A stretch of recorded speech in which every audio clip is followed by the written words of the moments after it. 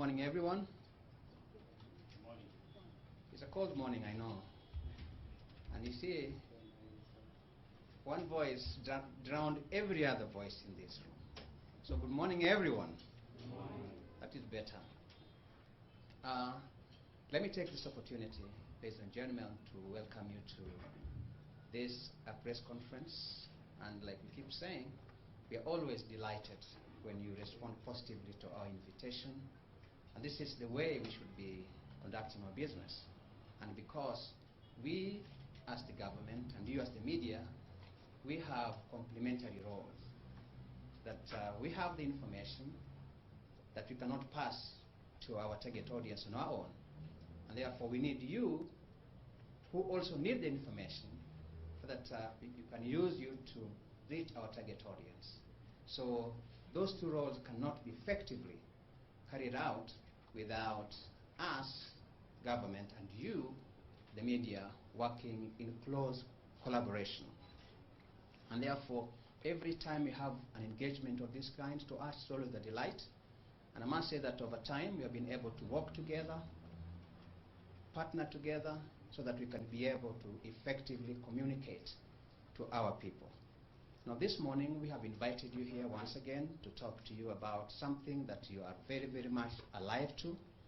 That is the issue of flooding in the country. And it has been going on for the last couple of months. We have met here.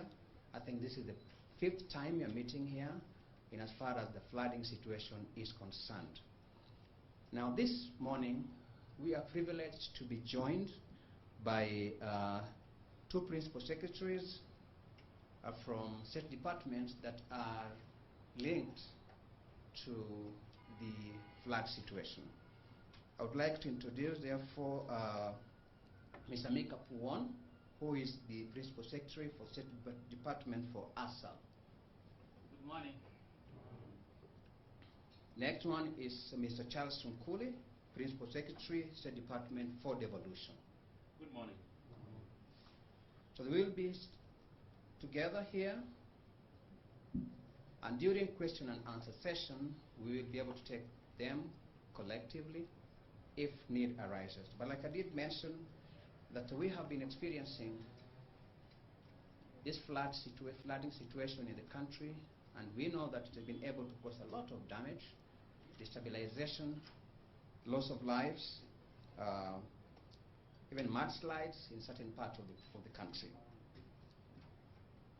In other areas, there have been destruction of infrastructure, destruction of properties in terms of farmlands, in terms of livestock, but also, like I did mention, loss of lives. And as government, we are deeply concerned about this, and we wish to express our sympathies and condolences to those that have lost their loved ones, and even those that have lost their properties.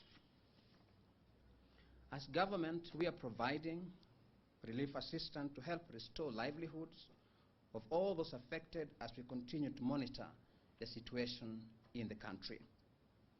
As of now, the counties that are affected in totality, or in total, the global figure is 32. Now, a list is there of all the counties. Just to mention a few, we have in coast, we have Lamu, Kwale, Mombasa, Kilifi, Tana River, and Taita Taveta. Northeastern, Mandera, Wajir, Turkana, Garissa, Samburu. In eastern region, we have Isiolo, Marsabit, Makueni, Kitui, Machakos, Embu. Rift Valley, Baringo, West Pokot, and Elgeyo Marakwet. In Nyanza, Kisumu, Homa Bay, Migori, Siaya and Kisii, and western Trans Nzoia, Busia, Bungoma, and central Meru, Tharaka Nithi, but also areas of Murang'a. Now, out of these 32, 10 counties have been adversely affected. Now, these 10 counties include Mandera, Wajir, Marsabit, Turkana, Garissa, Lamu, Kwale, Tana River, Mombasa, and West Pokot. I know the West Pokot issue is still very fresh on our minds, but the government has been able to undertake necessary mitigating measures, and life is slowly getting back to normal in that region. Now, sectors that have been affected in totality, transport, roads, and bridges have been adversely affected in 9 counties. These include Mandera, Wajir, Marsabit, and the same county that I did mention earlier. Education, equally, schools have been flooded, even though right now we know that all schools are in recess, but the facilities are nonetheless flooded in most of these counties that have mentioned. But we also pray and hope that by the time that schools are opening next year, that this situation would have subsided and that areas that are flooded in most of our facilities would have dried out.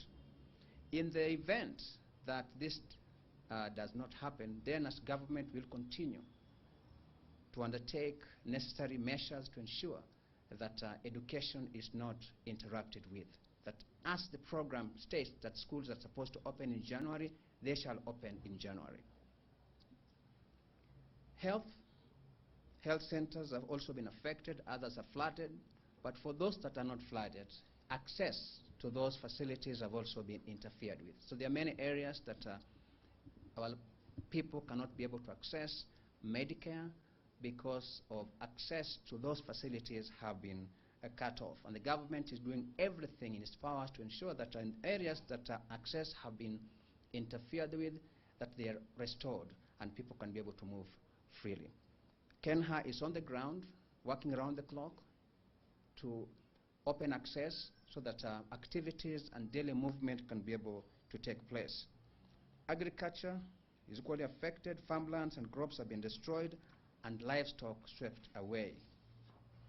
Water and sanitation, likewise, you're aware that many areas, even in this town, have been flooded, and therefore it also affects sanitation.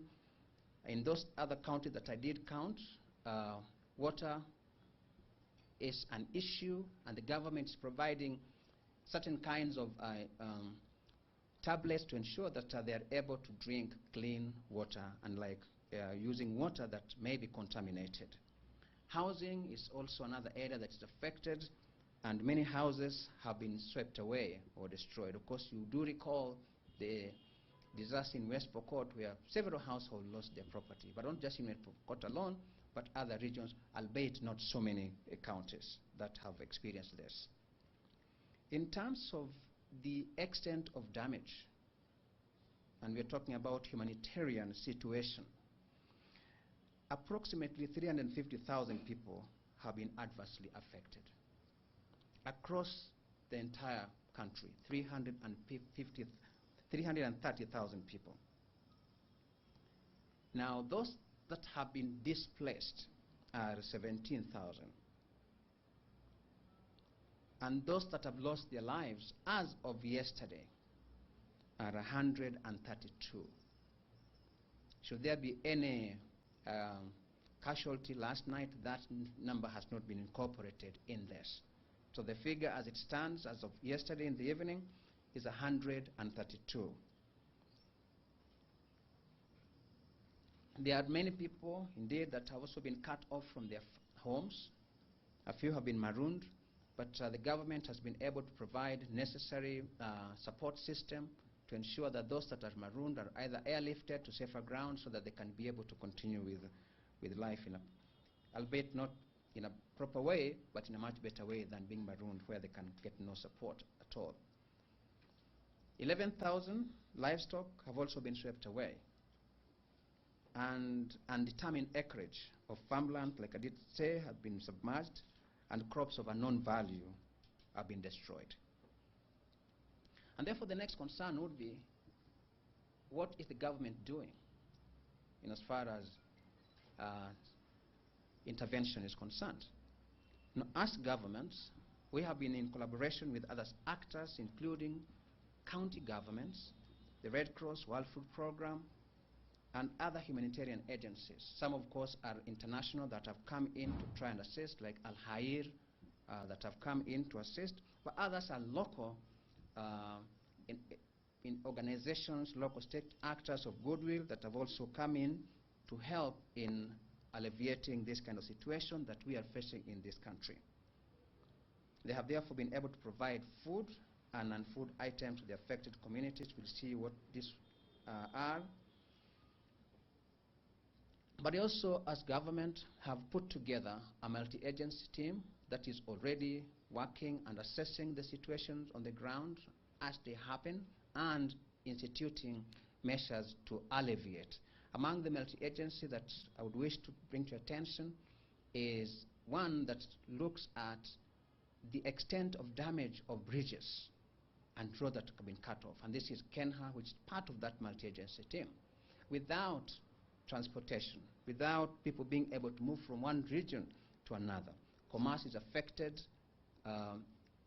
aspect of livelihood are affected, health is affected, and therefore KENHA has been working round the clock to restore broken bridges or collapsed bridges, broken down areas of roads, and so you saw what happened in West Pokot, where several bridges, in fact 3 of them were destroyed in one big sweep. But KENHA has been able to create alternative passage, and activities in that region are going on very well indeed.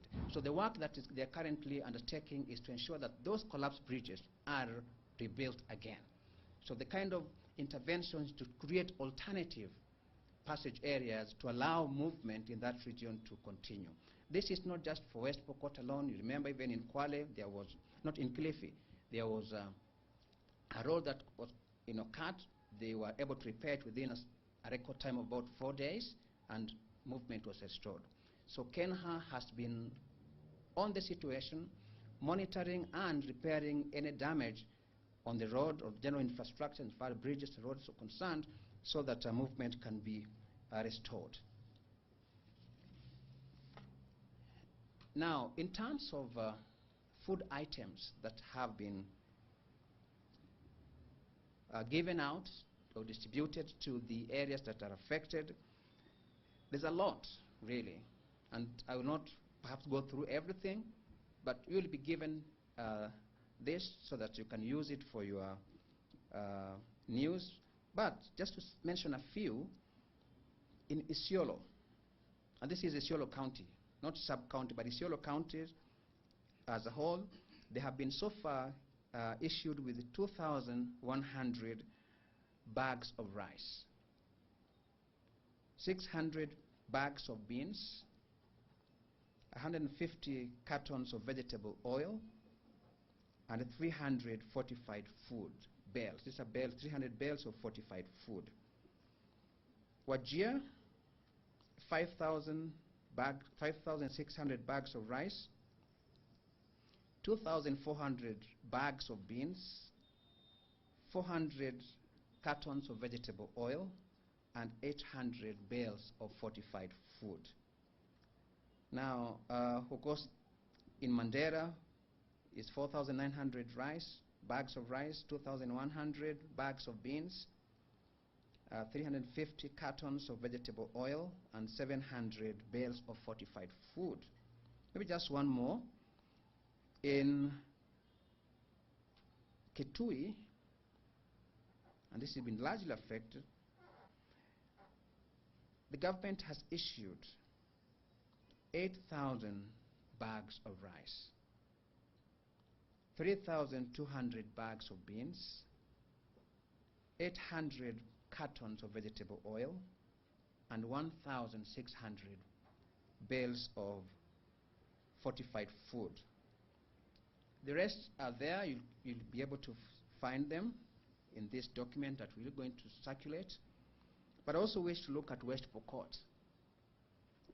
Now, in West Pokot, so far, the government has been able to issue or distribute 200 bags of rice, 560 bags of beans, and 1,000 bales of fortified food. Now, a quick analysis of this would suggest that Pokot and Kitui have been able to receive the largest amount of fortified food. And therefore, in West Pokot, it suggests that most of them are actually in camps. So they are not necessarily doing the cooking from their homes. Now, in Kitui, it's because of malnutrition. So most of this food is given out because it is food that has got a lot more nutrients that is compact together. So it's being issued out in large quantities so that people can be able to get what you'd call balanced diet.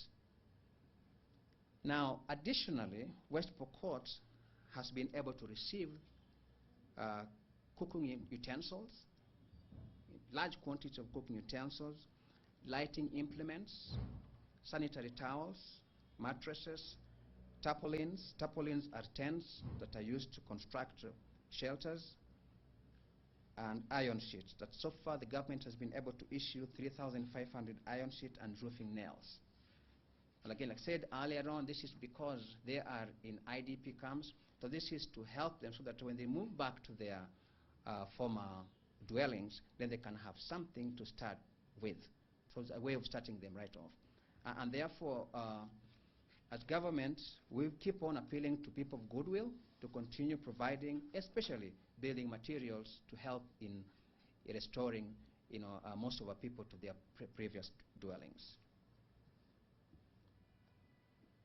Additionally, because some of these people are living in homes that are no longer, not previously their homes, so there have been blankets that have been issued as well, several blankets, mosquito nets.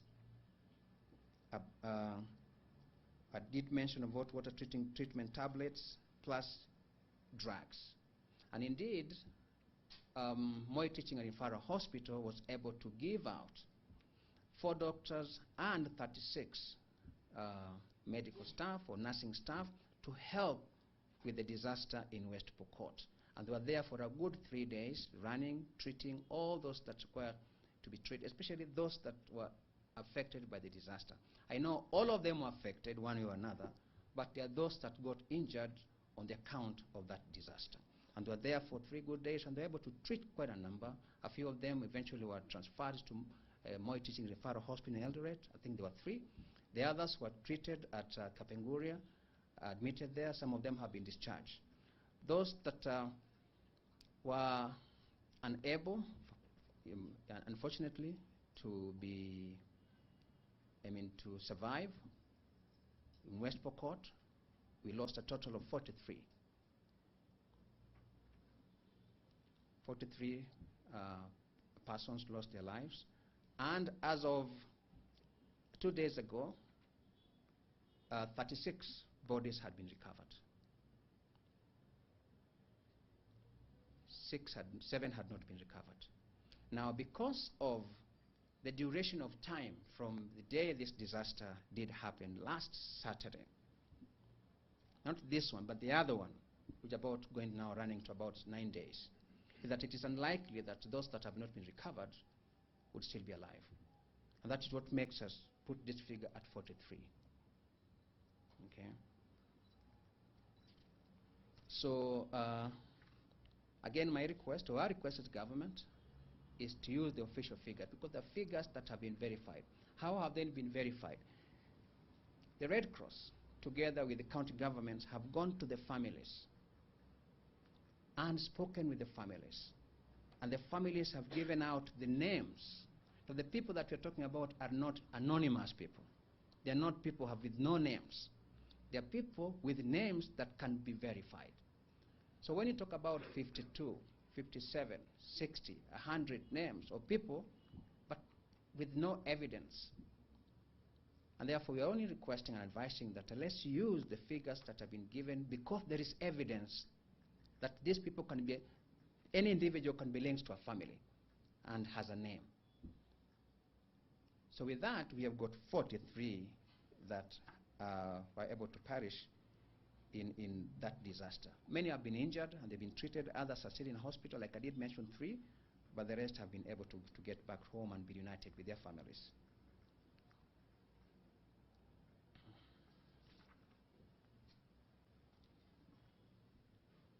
Now, what is the forecast? Now, the forecast is that this rain will continue until sometime, maybe up to the end of December. And this is important. Why? Because when we know what lies ahead, it makes it easy for us to prepare adequately. So what lies ahead is that these rains are unlikely to subside before the end of December. And therefore, as government, will continue to monitor the situation and undertake appropriate intervention mechanisms as government. Okay? But what about our people? We are therefore issuing an advisory that those living in high-risk areas, and I'll mention them, such as Lake Victoria Basin, Lower Tana Delta, coastal and central regions, to move to safer areas.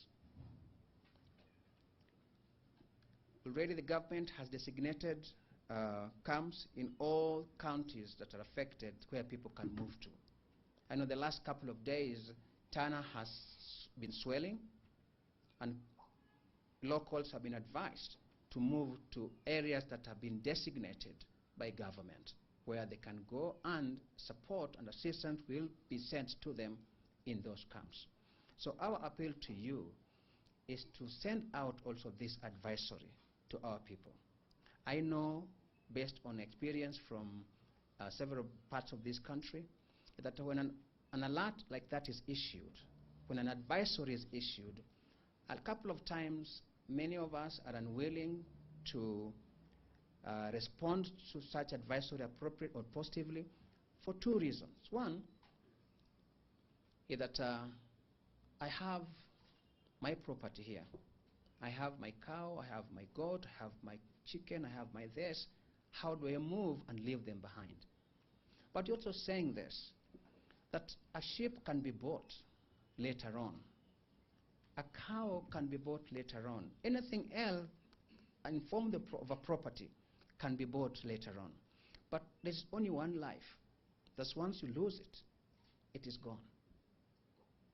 So therefore we are appealing to anyone in those regions that please move to safer areas. You will go back when the situation stabilizes.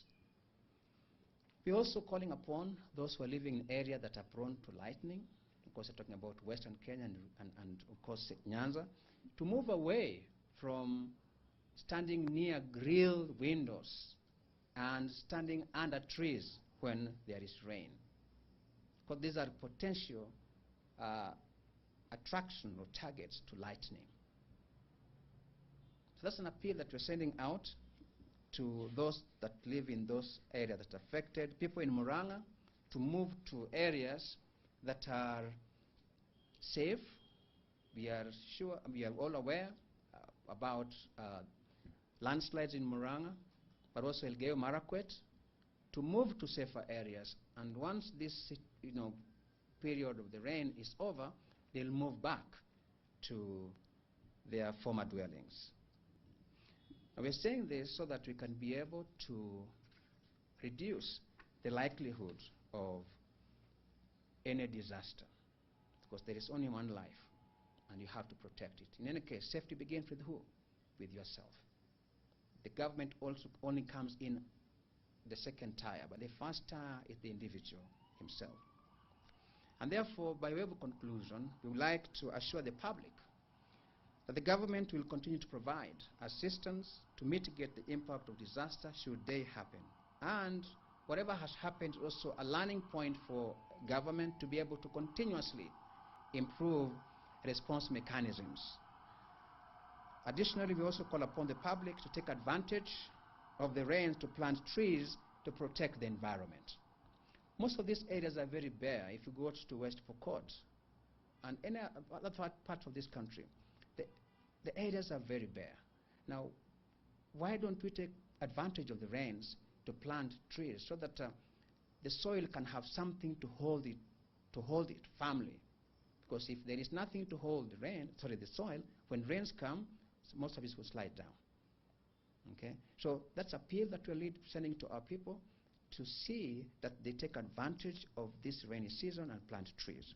Now, with those many remarks, we now open it to question